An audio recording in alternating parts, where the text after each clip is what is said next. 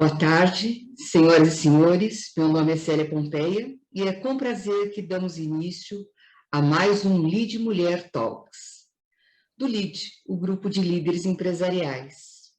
E aqui com mais uma mulher que faz história, como esse vídeo que a gente acabou de assistir. Esse vídeo, toda vez que eu assisto, eu acabo me emocionando, porque eu acho que realmente tudo que a mulher faz, assim, vem de dentro, né, Nadir? Eu não consigo ler script, não consigo nada, porque eu tenho que falar do meu jeito, da forma de ser. E esse vídeo, ele diz muito, né? E isso que eu estava falando aqui, a Renata realmente, quando a gente conversou com ela essa semana, ela demonstrou exatamente isso, a força que ela tem. A Renata, ela é hoje a CEO da CNN Brasil. A Renata Afonso, ela vai falar para um tema que hoje circula muito e que nós estamos muito preocupados, né?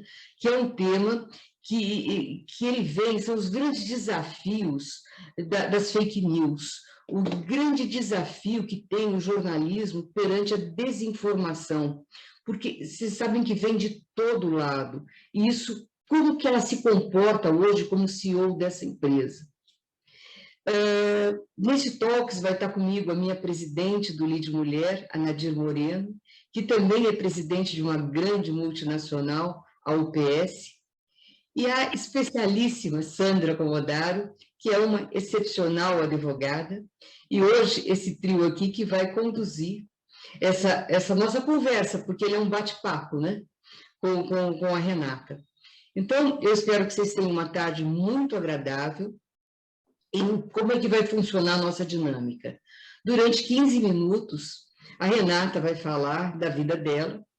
Eu acho que 15 vai ser pouco, mas ela vai ter que estar nos 15 minutos, porque e mostrar como ela conseguiu, o que ela fez para estar nesse cargo, quais foram os desafios dela para chegar nessa posição. Depois de 15 minutos, nós vamos começar num bate-papo e vocês podem fazer, a nossa audiência pode fazer as perguntas pelo chat e a gente vai repassando as perguntas, né? Uma das coisas que eu gostaria de falar para vocês é que o nosso evento, ele tem as emissões de CO2 neutralizadas. Isso não é de hoje, não. A Ecaplan já faz esse trabalho com a gente, acho que há mais de 15 anos. A gente não vê o ESG como um modismo. A gente já trabalha com o ESG, com as práticas de ESG, já há mais de 15 anos. Então, tudo que, entre aspas, a gente polui o meio ambiente, a gente procura neutralizar. E a outra parte que eu queria conversar com vocês aqui é que uma outra empresa também que se preocupa muito com o meio ambiente e é que é graças a ela também que a gente consegue fazer esses talks aqui, é uma empresa que ela é querida da marca do público, né? É a IP, e a gente vai ver um videozinho dela aqui de 1 minuto, onde ela tem uma grande parceria também com a Mata Atlântica. Então, a gente vai assistir esse vídeo agora da IP.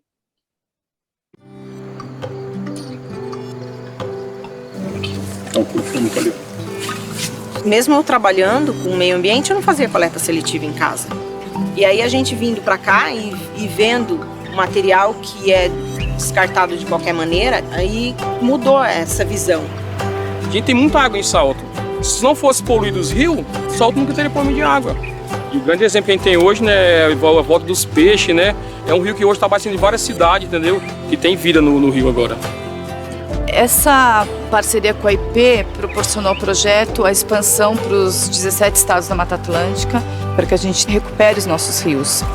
As pessoas que entram no voluntariado querem envolver outras pessoas, são multiplicadores do projeto. Ele me transformou, eu tenho outra visão para a parte ambiental. Faz muito bem para a gente. Muito bom para a sociedade, é muito bom para a natureza, é muito bom para todos.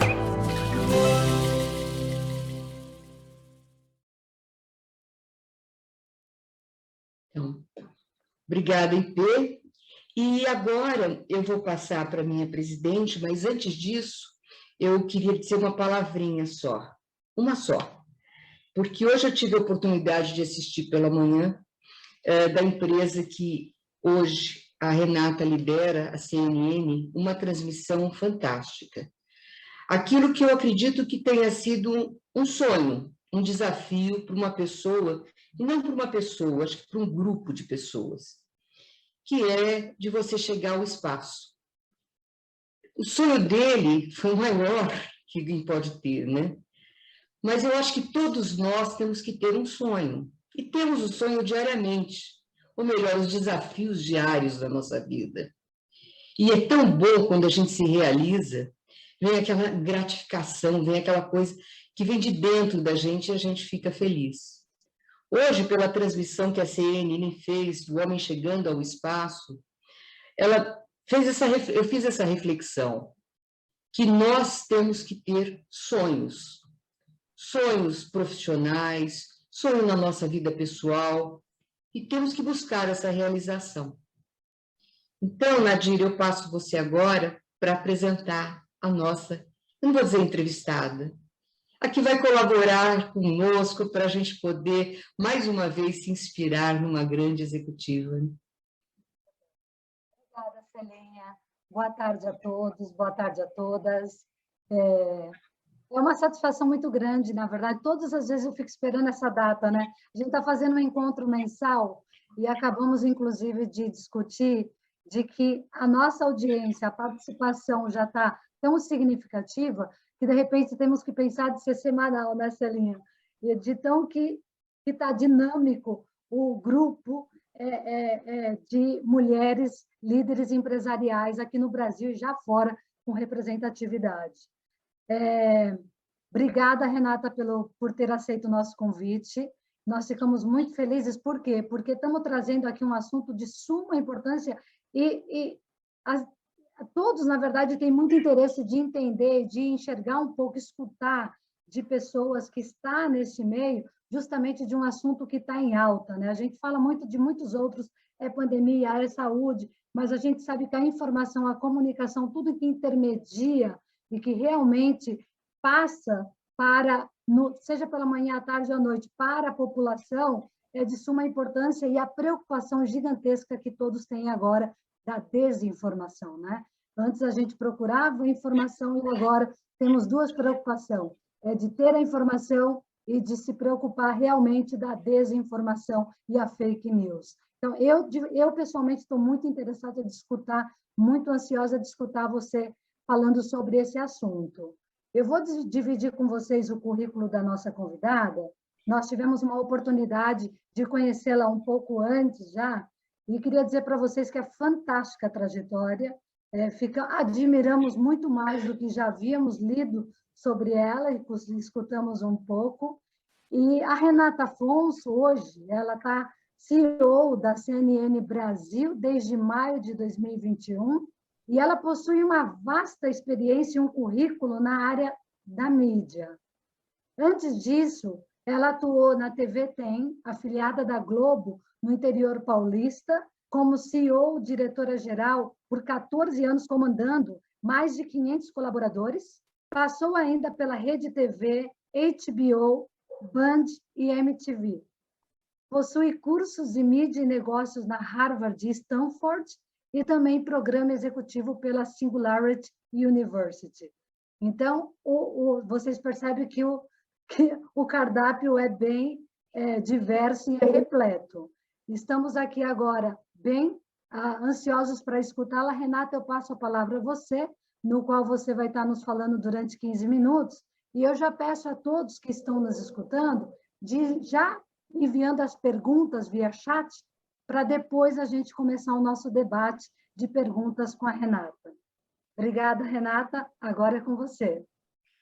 Obrigada, meninas. Vocês foram muito gentis e generosas na apresentação. Eu acho que eu preferia que vocês continuassem me apresentando do que eu falar por 15 minutos de mim mesma. Mas vamos lá. Super obrigada a todos, obrigada pelo convite, para participar aqui do Lead Mulher. Para mim é uma honra enorme estar aqui inserida no meio de mulheres tão admiráveis e que fizeram tanto e fazem tanto pelo papel da mulher na sociedade brasileira. Então, muito obrigada pelo convite, espero aqui colaborar e trazer algumas informações interessantes para vocês sobre o assunto fake news, que é o que a gente vai debater hoje, né? Falar um pouco de mim, eu vou contar um pouquinho da minha história. Eu sou a quarta filha de uma família do interior do estado de São Paulo, de Araçatuba. Minha família é uma família de agronegócio, eu vim de lá, do agronegócio, quando criança, entrando um pouco na vida pessoal, para dividir aqui com vocês, eu sempre quis ser veterinária, essa é a minha grande vocação. Caí na mídia por uma questão de buscar novas oportunidades, de buscar novos mundos, e aí eu acabei caindo na área de comunicação. Mas, originalmente, vim de Araçatuba com 17 anos para fazer faculdade aqui em São Paulo, fiz faculdade de administração de empresa. Ironicamente, eu deixei a administração de empresa porque eu não gostava de administração de empresa, ver que a vida prega peças na gente, e saí da administração, fui fazer cinema. E logo no segundo semestre arrumei um estágio, fiz um longa, participei no longa, depois eu fui convidada para ir para a MTV. Da MTV eu fiquei fazendo barraco MTV, que foi um período super divertido, foi um período ótimo. Ser adolescente na MTV na época, eu acho que não poderia ter lugar melhor para estar. De lá eu fui para a Band, onde eu fiz o Luciano Huck, a gente fez o lançamento do programa do Luciano Huck. Da Band eu fui para a HBO, onde eu fiquei mais tempo, tanto no filme quanto o MTV, quanto o Band, foram períodos muito curtos, né? Depois eu fui para a HBO, na HBO eu fiquei por 8 anos, eu fazia conteúdo original do Brasil, fazia produções originais aqui no Brasil e algumas transmissões internacionais. Depois eu saí da HBO, tive uma pequena passagem, uma breve passagem pela Rede TV, e da Rede TV, numa coincidência muito grande, no que eu acredito muito nos meus anjos, acredito nos destinos e no que nos guardam, né? Eu acho que... E eu estava na segunda-feira, às 3h da tarde, no Shopping Iguatemi, e cruzei com o CFO, que era CFO da HBO, e ele estava, na época, no grupo Traffic, e aí o grupo Traffic tinha acabado de comprar algumas emissoras da Globo para montar uma nova rede de TV. Então, ironicamente, o destino me colocou às 3 da tarde, numa segunda-feira, no Shopping Iguatemi, para cruzar com o Flávio. E aí, a partir daí, eles me convidaram para entrar na TV Tem. Então, eu entrei para fazer o lançamento da TV Tem. Então, eu entrei em março, e a TV Tem foi lançada em dia 6 de maio, um dia depois do meu aniversário. E fiz todo o lançamento, foi uma loucura, porque foram 2 meses em criar nome, criar logo, criar identidade, uma unidade, pacote gráfico, etc. Foi uma loucura, foi uma empreitada bem desafiadora. A partir daí, eu tive uma afinidade muito grande com a família, que era dona acionista, e o J. Ávila na ocasião, e ele me convidou para fazer parte do grupo mesmo, ficar e trabalhar lá na TV Tem. Então, no primeiro momento, eu assumi a diretoria de produção, programação e jornalismo. Aí, a partir daí, eu também, com o decorrer do tempo, eu assumi a área de engenharia. Eu sou uma aficionada por tecnologia, e aí a área de engenharia veio para mim também. Então, eu fiquei por 3 anos como diretora de produção, programação, jornalismo e engenharia. Aí depois eu tinha 32 anos na ocasião, eu assumi, fui convidada para me tornar CEO da TV Tem. Então, aí começam os grandes desafios, né? Eu acho que os desafios, por ser mulher, eles começam... Já tinha um pouco ali, como diretora de produção, programação e engenharia, muito, porque a área de tecnologia é uma área muito masculina, ainda mais de engenharia. Mas aí, quando eu assumo como CEO, isso foi em dezembro de 2006, eu tinha 32 anos, então eu tinha ali 2 desafios, né? O fato de ser mulher, num cargo alto, e o fato de ser uma pessoa muito jovem, ainda para o cargo que assumia. Então, qualquer reunião que eu sentasse, invariavelmente, eu era mais nova, isso sem a menor sombra de dúvida, mas eu também era, muitas vezes, a única mulher executiva. Existiam, por exemplo, nas reuniões que a gente tinha de acionistas da Globo, etc., você tinha executivas na Globo, mas nas afiliadas não tinham executivas. Você tinha as executivas que eram, por sua vez, herdeiras e acionistas das próprias emissoras. Então, foi um papel desafiador, mais uma vez, o papel de ser mulher e jovem. Então, se a mulher, muitas vezes, você tem que subir um tom para ser ouvida, você imagina uma mulher jovem para ser ouvida, você tem que subir 2 tons, né? Quantas vezes eu não chegava numa reunião e as pessoas falavam, e a Renata tá vindo? Eu falei, não, eu sou eu mesma, Renata. As pessoas sempre esperavam, tinha uma expectativa de uma pessoa muito mais velha, enfim, eu era muito jovem na ocasião. Lá eu fiquei como CEO por 14 anos, por 15 anos, lá na TVTEM, foram 15 anos, não foram de uma só empresa, porque foram diversos desafios ao longo desses 15 anos. Tivemos dificuldades como mulher, então, trazendo o lado, um olhar aí mais para o papel da mulher na liderança, foram situações, eu não consigo enumerar situações onde eu senti, de fato, um sexismo, né, por ser mulher. Então, de eu sentar em reuniões, as pessoas se dirigirem ao meu engenheiro, que é o diretor de engenharia que trabalhava comigo, e a pessoa não falava diretamente a mim, em várias situações, com prefeitos, com ministros, enfim, várias situações onde o fato de ser mulher ficou muito evidente ali, que eles não tratariam da mesma forma que tratariam do assunto como se tivesse um homem ali sentado. Eu acho que isso acontece até hoje. Eu acho que acontece menos, primeiro porque eu sou mais velha e o tempo passou e nós tivemos conquistas ao longo desses 18 anos, sem a menor sombra de dúvida. Então, hoje eu acho que eu sinto menos do que eu sentia antes, mas eu sentia que, de fato, era feita uma enorme diferença pelo fato de eu ser mulher, sentada nessa posição. E aí, em 2000, chegando um pouco agora na CNN, em 2018, eu fiz um curso na Singularity University de tecnologia, onde o Rubens Menin, que é o acionista aqui da CNN, ele era meu colega de sala, então nós éramos companheiros de sala. E, na ocasião, eu tive uma enorme admiração pelo Rubens, eu voltei de lá muito bem impressionada com a pessoa do Rubens, e um homem que construiu e chegou onde chegou, com a humildade de sentar numa sala de aula e escutar e ter certeza de que tem alguém ensinando alguma coisa para ele. E eu voltei muito bem impressionada e a gente manteve uma relação muito de colegas de trabalho, né? de colegas de sala. Então, no grupo, a gente acabava trocando mensagem, etc. E aí recebi uma mensagem no domingo do Rubens, que teria aqui uma alteração aqui na CNN, e se eu gostaria de conversar a respeito, qual era o meu momento profissional, etc. E aí, a partir daí, vocês já conhecem um pouco da história, eu saio da TVTEM e assumo a CNN, assumi efetivamente no dia 17 de maio, e no dia 13 de abril eu já foi comunicado que eu seria a nova CEO da CNN, mas eu fiz aí um mês entre saída da TVTEM e entrada da CNN. Aí estou aqui agora, super à disposição de vocês, para a gente bater um papo. Eu acho que mais do que uma entrevista é uma troca, eu acho que vocês também têm muito a acrescentar sobre todos os assuntos, e estou aqui à disposição para a gente conversar agora nesse finalzinho lindo de dia frio aqui em São Paulo. Ai, Renata, obrigada. Na verdade, assim, eu percebo de que a segunda vez que a gente conversa mais enfatiza de que a sua vida profissional e a sua trajetória ela é pautada por grandes desafios e quebra de paradigmas totais, né?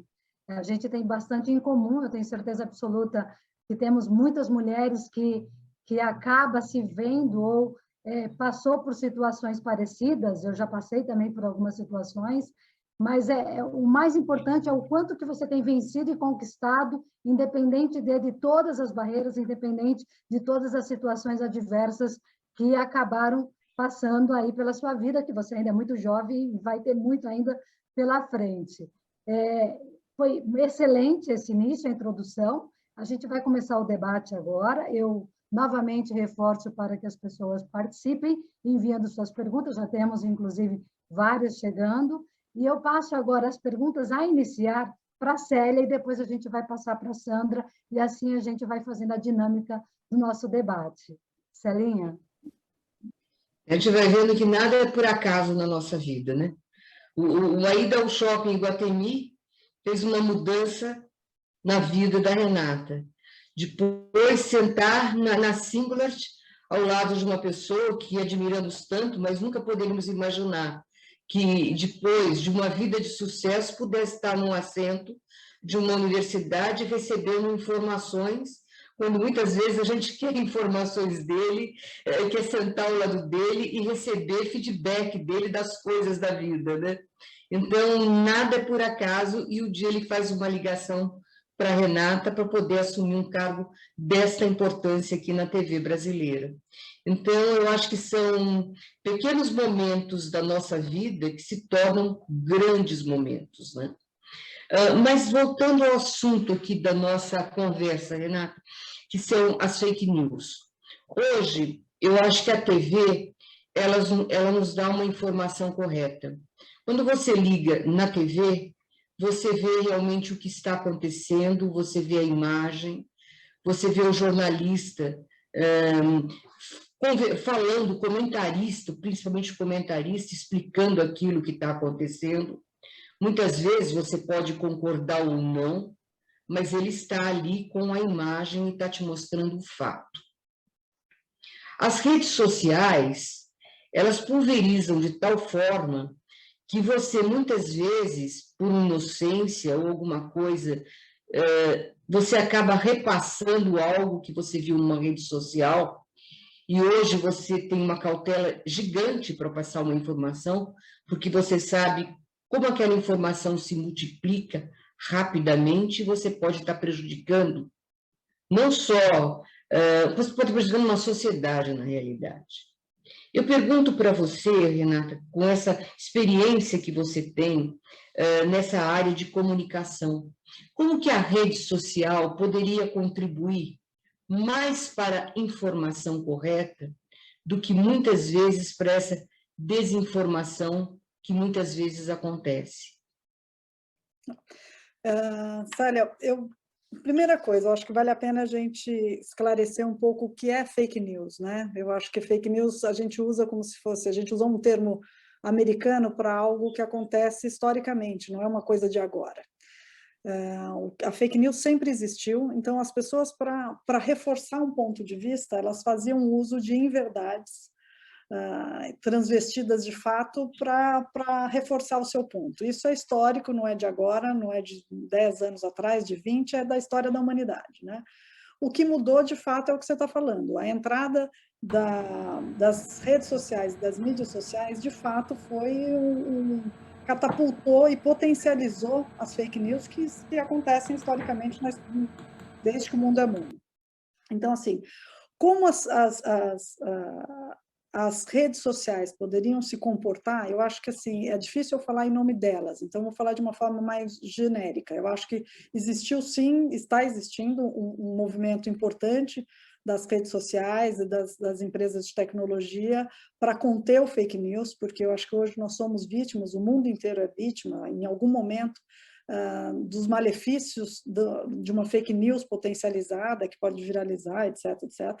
Então, é uma situação muito que chama muito a atenção, e eu acredito que é um tema sensível a todas as empresas de tecnologia. Eu acho que as empresas estão, sim, voltadas para cuidar disso, tá? Mas eu acho que o caminho para tudo isso é o caminho da informação, do esclarecimento e trazer a reflexão para as pessoas que consomem notícia. Eu acho que as fake news sempre vão existir, é enxugar gelo, não que a gente não tenha que continuar enxugando, a gente tem que continuar sempre enxugando gelo, né, no caso, combatendo as fake news e trazendo a verdade e os fatos, sempre, isso é o nosso compromisso. Mas quanto mais educada a população quanto mais discernimento as pessoas têm, mais elas procuram fontes confiáveis de informação. Então, eu acho que existiu um movimento aqui que, logo que entrou a rede social, era uma coisa que não precisamos pagar mais por informação, informação é commodity, eu me informo pelas redes sociais, eu me informo pelos grupos, pelos chats e grupos, e aí isso teve o seu ápice. onde as pessoas realmente acreditavam. E aí, a partir do momento que as fake news tomaram uma proporção que tomaram, e a gente vê o que aconteceu, a disseminação no mundo todo, quer dizer, a gente vive um mundo polarizado, um mundo extremado, todo mundo para fazer uma reflexão a respeito disso. E aí você tem, então, a mídia tradicional, eu vou chamar de mídia tradicional, porque quando a gente fala de um jornalismo sério, um jornalismo comprometido com a verdade, um jornalismo que checa os fatos, isso custa caro, isso demanda tempo, não é imediato. Então, o imediatismo que as redes sociais e a sociedade pede agora, ele é um caminho muito fértil para fake news, porque a pessoa quer mandar isso o quanto antes. Então, aqui, por exemplo, na CNN, nós temos um processo de checagem, ele demanda tempo, porque você checa de novo antes de botar no ar. Isso, às vezes, no afã de, não, a gente tem que dar antes, nós temos que entrar com break news, e a gente tem o pé no freio aqui, olha, não podemos cair nessa cilada de que o imediatismo vale mais do que a notícia real. Então, voltando ao raciocínio, então as pessoas sentiram os efeitos da fake news, sentiram os efeitos, o potencial danoso que a fake news pode acontecer, pode causar, e aí agora tem uma volta à credibilidade, a volta da procura pelo veículo de informação relevante. Então, hoje a pessoa consome, vou te dar um dado aqui da Kantar, de 2018, onde as pessoas veem uma notícia nas redes sociais e 80%, tá? No Brasil chega de 80% a 90% das pessoas, elas veem a notícia, mas elas vão checar num veículo de credibilidade. Então, isso é um dado super importante, que mostra, de novo, eu acho que essa valorização do trabalho do jornalismo sério. Então, eu acho que isso é esse momento que a gente está voltando. Isso, inclusive, foi um dos meus motivos e o que me fez brilhar os olhos de voltar para a CNN. É enxergar que o jornalismo está voltando do seu apogeu. O jornalismo sério, o jornalismo de verdade. E que as pessoas e o mundo estão carentes de ter notícias de verdade, de ter análises, de trazer uma informação que o público possa chegar à sua própria conclusão a partir dela. E através disso, causar reflexão, e através da reflexão, a reflexão por si só vai combater a fake news, porque a pessoa vai ter um discernimento sobre o que ele está lendo e o que ele está recebendo. Obrigada. Passo para você, Nadir. Na verdade, eu achei muito importante tudo que ela tem colocado nessa linha sobre o tema da fake news, até como conselho, até como um advisor para as pessoas, né? Então, como é que nós temos que, no dia a dia, identificar e assegurar de não repassar, porque é uma responsabilidade já, né, num segmento que não é bom. Eu achei muito importante que você tenha dito isso, inclusive tinha até eu estava aqui me questionando, né, como é que a gente pode fazer para identificar que é uma informação falsa e como é que nós poderíamos fazer para poder reduzir esse tipo de risco no nosso dia a dia? Que tipo de Acho que até ir para a internet, né, Nadir, e ver se algum veículo publicou, né?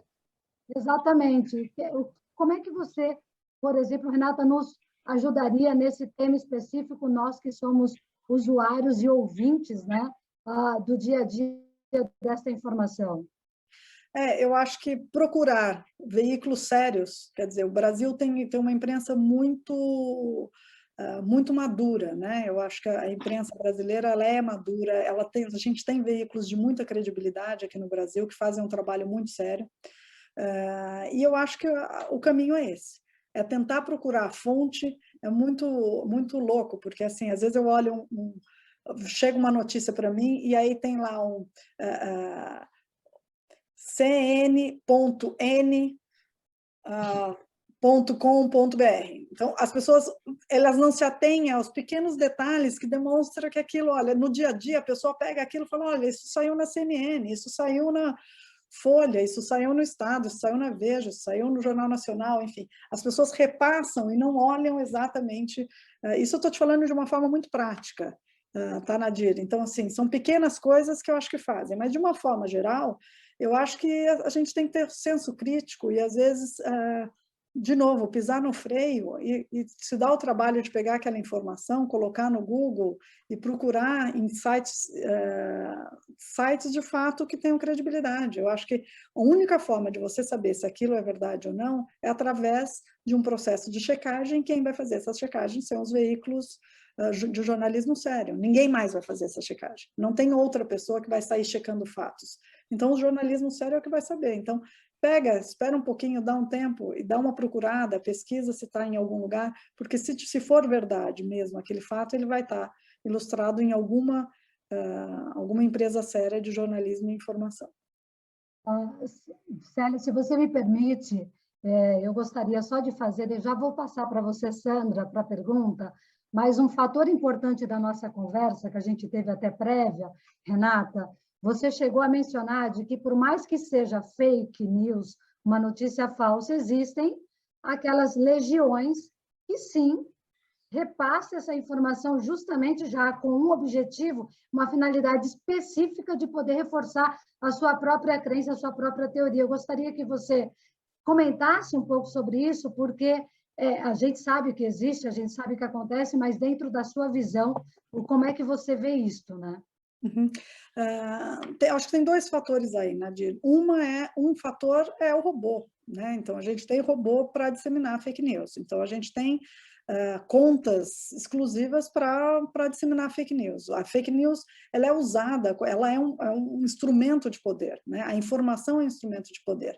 Então, a informação errada dá poder em mãos erradas. Então, isso é uma coisa que a gente tem que ficar muito atento. Então, isso são os robôs, isso eu acho que aí cabe às empresas de tecnologia, de fato, combatê-los, porque é ali, a única forma de combater é através de tecnologia, com algoritmo, com departamento de checagem, etc, etc. Se você me perguntar, você acha que eles poderiam fazer mais? Eu não tenho a menor dúvida que poderiam fazer mais. São gigantes, são empresas gigantescas que poderiam dedicar um pouco mais de recurso e tempo no combate à fake news. Agora, então, essa é uma questão. E a outra questão é, vamos falar com o indivíduo, né? Nós, as pessoas, né, que recebem essa informação.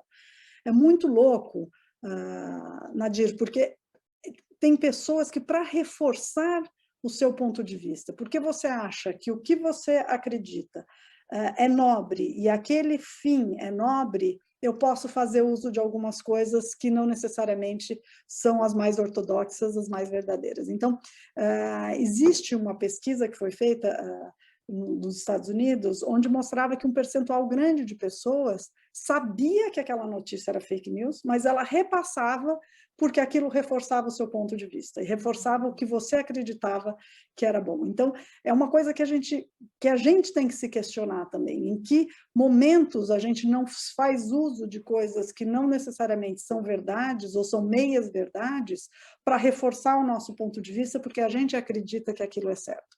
Num país polarizado como o nosso, isso fica mais evidente, onde um lado enxerga o outro como o mal absoluto.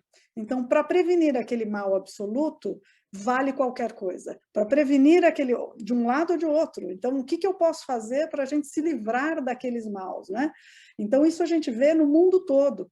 Então, você usa de narrativas que não necessariamente, olha, eu preciso de alguma forma reforçar o meu ponto de vista, nem que isso não seja verdade. Então, eu acho que vale todos nós olharmos para dentro e fazermos um questionamento, inclusive com um olhar crítico para essa polarização, com um olhar crítico para as nossas ideias, e trazemos todo mundo, né, de uma forma mais racional e conseguimos fazer uma análise. Então, eu acho que esse é um ponto importantíssimo que a gente tem que trabalhar aí como indivíduos, como ser humano, do que a gente pode fazer efetivamente quando você pega o seu telefone celular.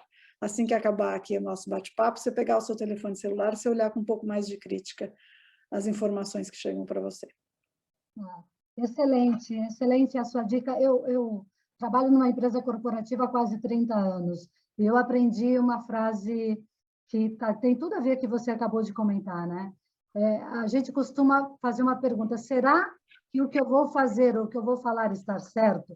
Só o fato de você se questionar, você já tem que dar um step behind, né? Olhar para parar, porque, opa, então já fazer uma validação antes de repassar, porque se você teve uma preocupação, é porque alguma coisa já tem por aí, né?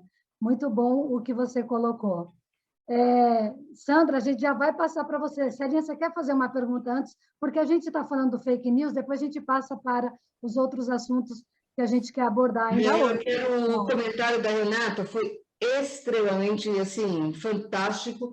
Eu acho que eu nunca tinha ouvido uma pessoa falar sobre isso, e é realmente verdade. Às vezes você quer comentar um assunto e, para chamar atenção, talvez você floreie mais o assunto. Então, você põe características, maqueie mais o assunto, para poder chamar atenção daquilo que você está falando.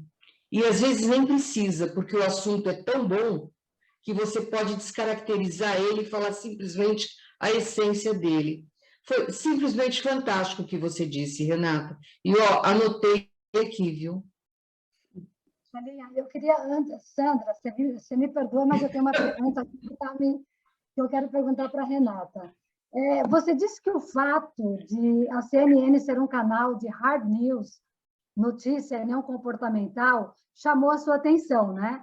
E você considera esse desafio maior ainda agora, porque é um momento bem... você entrou bem, tipo, numa linha de fogo, né? Um momento bem complicado, com várias discussões, vários aspectos, né? Inclusive às vésperas, uma discussão agora que a gente vai ter das eleições presidenciais, né? Me conta um pouco sobre isso, como é que está sendo esse desafio, é maior ou não é? Como é que você está enxergando? Olha, Aradir, é um desafio sem a menor sombra de dúvidas, né? Mas eu acho que a CNN vai ter um papel importante nessa eleição do ano de 2022. Trazer informação de verdade, ser um palco, né? O que eu quero muito para a CNN, Nadir, é o que eu acho que falta aqui no Brasil e é o que eu vou perseguir cegamente aqui na CNN, é que a gente seja, de fato, um espaço para debater ideias, mostrar que as diferenças podem conviver de uma forma inteligente e produtiva. Os debates podem acontecer de uma forma positiva, né? Onde hoje eu acho que está se faltando, né, no Brasil polarizado e no mundo polarizado, um ambiente onde as diferenças possam conviver harmonicamente. E eu acho que a CNN, o que eu quero muito é que a CNN seja esse espaço.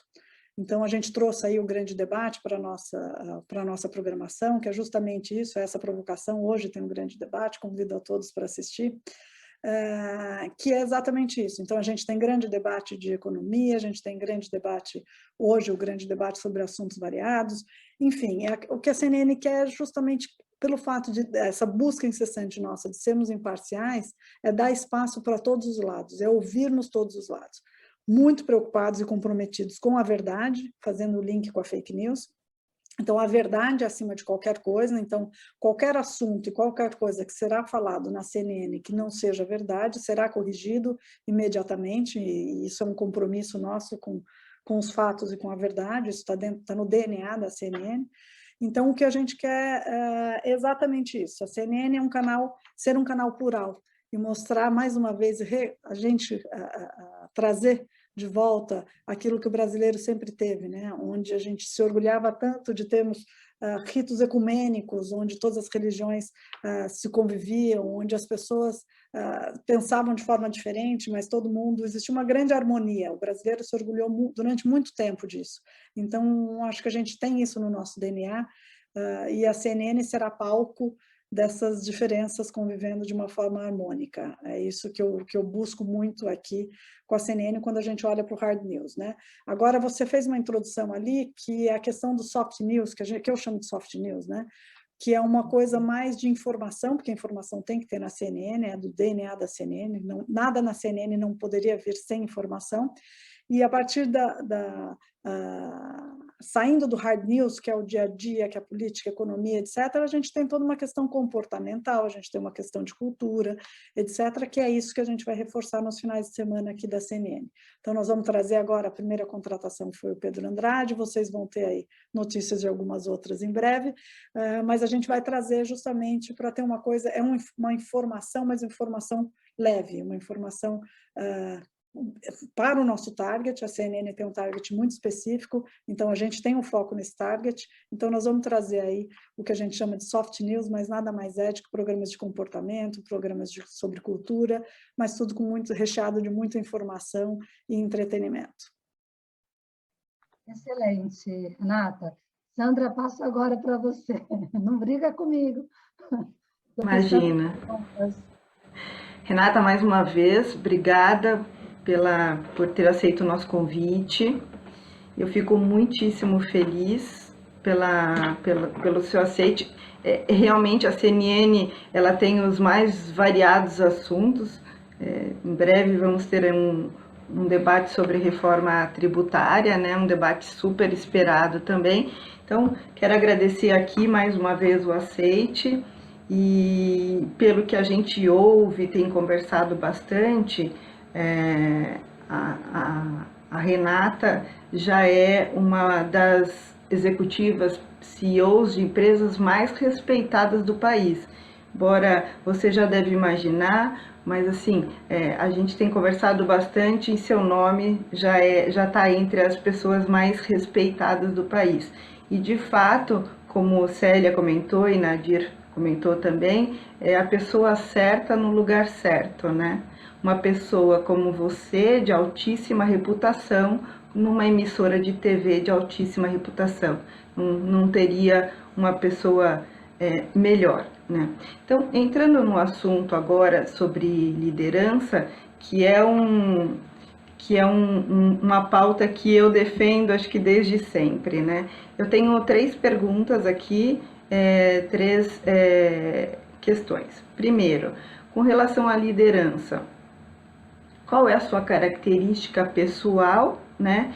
E qual o conselho que você daria para as pessoas que estão aqui nos ouvindo para chegar no posto que você chegou até hoje?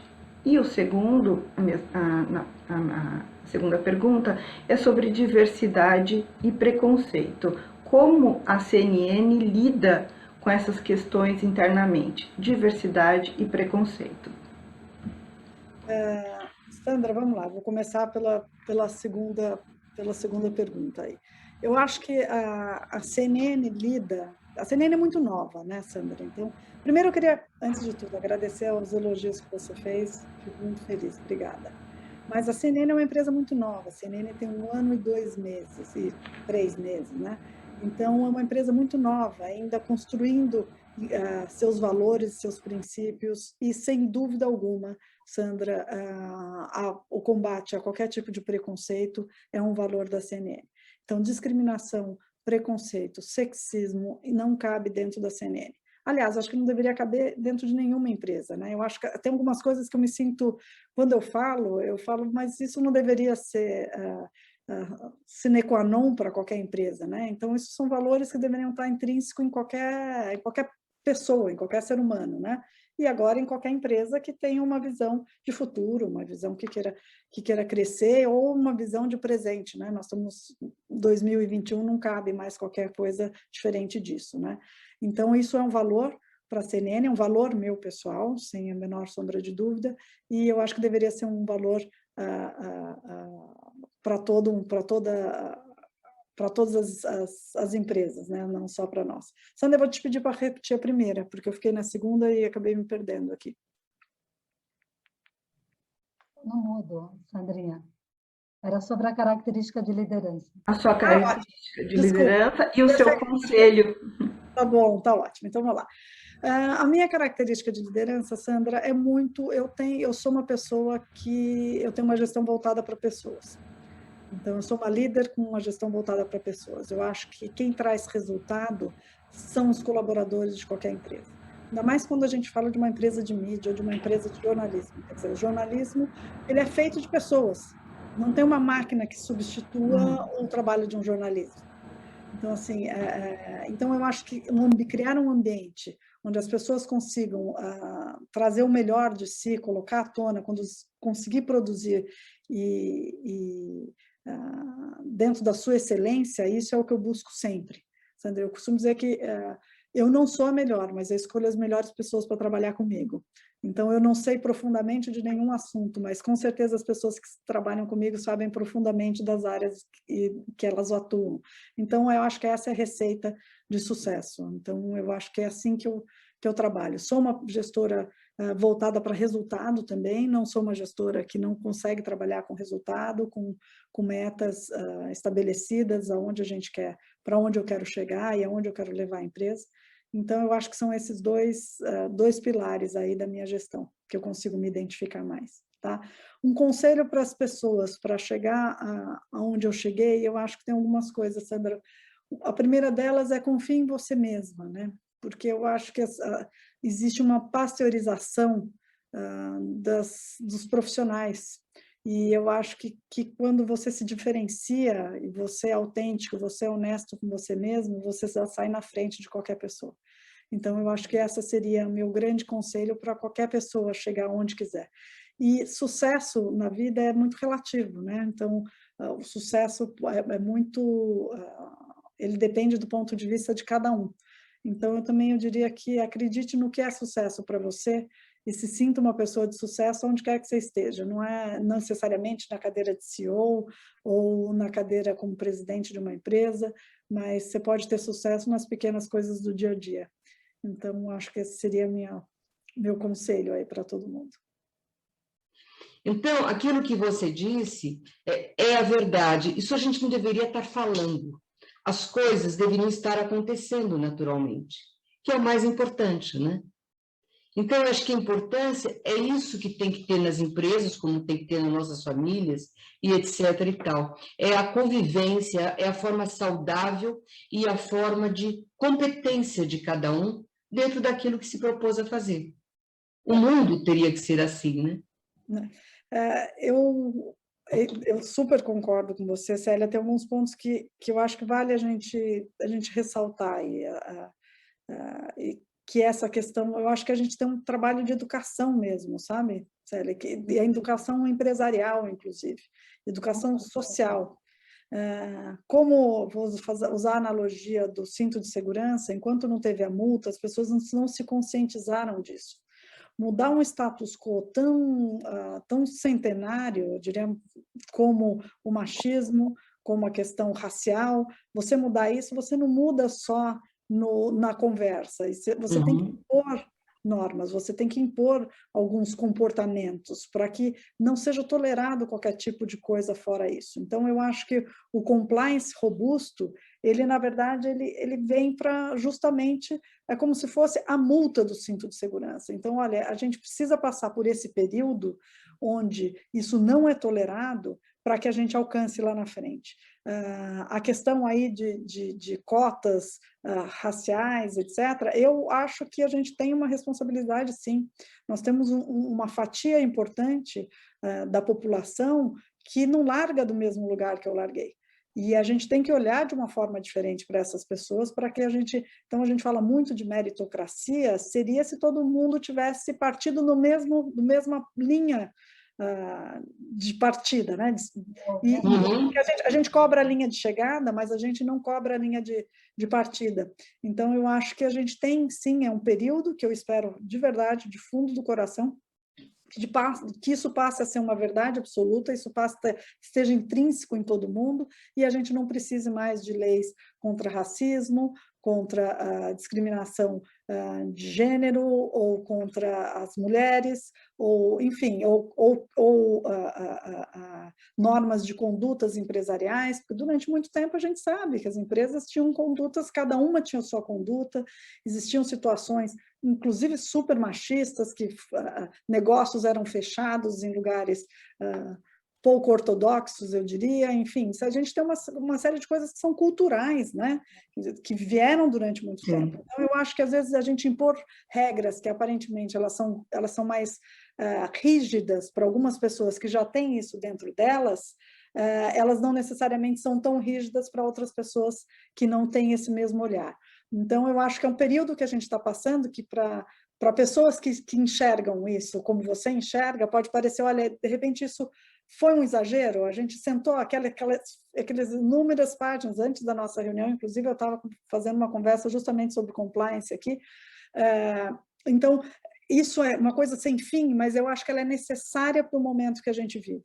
Tomara que ela deixe de ser, Sandra, tomara que as pessoas sejam como você e como todo mundo, e a gente não precise disso para ter uma sociedade mais justa e que funcione dentro de umas normas éticas mais rigorosas do que a gente vinha vindo. Perfeito. Você cobriu, inclusive, né, Renata, com todo esse tópico e os seus comentários, justamente a importância, né, das empresas frente à diversidade, à inclusão, que a gente sempre pergunta, elas estão realmente preparadas? E, na verdade, não. E por isso que a gente faz esse tipo de debate, a gente traz mulheres que estão em posições hoje, que passaram por situações e com experiências, paradigmas, desafios como você, na verdade, para poder trazer justamente esse push. A gente quer acelerar, né? A gente quer acelerar, na verdade, com esses debates e discussões para poder chegar nesse equilíbrio. A gente sabe que vai tomar tempo, mas não será impossível. Esse é o nosso objetivo aqui também. Celinha, tem uma péssima notícia, o nosso tempo está acabando, a conversa está super boa, a discussão aqui nessa tarde, mas está acabando. A gente vai ter que ter o retorno da Renata, deixar mais um tempo, daqui um tempo, daqui um ano, uns 6 meses, ela volta para contar outras novidades. Vai ser um prazer estar aqui com vocês de novo. Exatamente. Mas, assim, eu gostaria, não sei se a Sandra quer fazer umas considerações, depois eu passo para... A gente vai passando para poder fechar o nosso evento de hoje. Sandra? Como a gente já está no finalzinho, só me resta aqui fazer uma brevíssima consideração, Renata. Tudo aquilo que a gente lia e ouvia a seu respeito só se confirmou agora. Uma pessoa que, ao tempo que é super sensível a diversas causas, é uma pessoa super forte ao mesmo tempo, né? Então, parabéns pela sua gestão. Estamos aqui na grande torcida aqui pelo seu sucesso e já deu certo. Obrigada mais uma vez. Antes de passar para você, Renata, para fechar, e depois a Celinha vai finalizar, eu queria agradecer em nome do LIDE Mulher, em nome do Comitê de Gestão, que aqui a Sandra está representando, a Bia Cruz, a Giovana Quadros, e toda a equipe, né, que fez com que esse evento aconteça com grande sucesso, para assegurar que a gente tivesse esse evento tão importante de hoje.